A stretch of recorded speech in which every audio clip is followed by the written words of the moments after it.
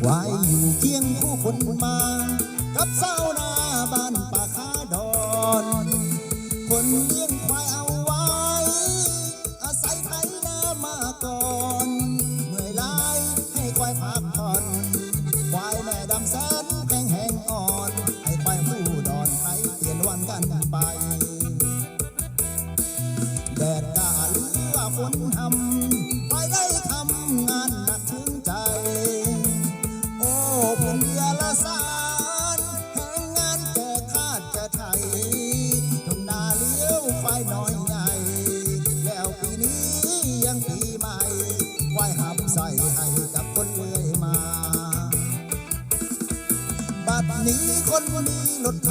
บ่ได้ยินเสียงไหลหุยหุยอีกนาตกงานแล้วควายก้มหน้าเลาะลิ้นยาน้ำตาไหลลินเคยไถนาเที่ยวเอืองเคยหาเฟืองให้กินสุมไฟไหลยุ่งไหลเห็นลืมจนสิ้นควายได้แต่แนมน้ำตาไหลลงอาบแก้มแนมเจ้าของยังเจ้าขายเสียงดังหอดมือคนซื้อตกลงเงินได้ปงควายเลี้ยงหูฟังกูต้องตายจากนี้บ่มีปัญญาห้องสั่งใจคนน้อทนลองยังจะให้นาเลี้ยงมาพันครั้งแต่อย่าหวังจะยังชีวิตควาย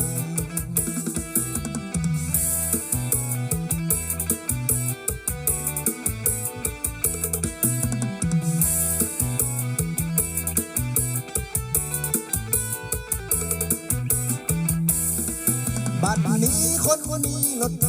บ่ได้ยินเสียงไหลหุยหุยอีกนาทำงานแล้วควายก้มหน้าเลาะเล่นงาน้ำตาไหลลินเคยไถนาเที่ยวเอืองเคยหาเฟืองให้กินสุมไฟไหลยุ่งไหลเห็นลืมจนสิ้นควายได้แต่แนมน้ำตาไหลลงอาบแก้มแนมเจ้าของยังกล่าวขายเสียงดังหอดมือคนซื้อตกลงเงินได้ปงควายเลี้ยงหู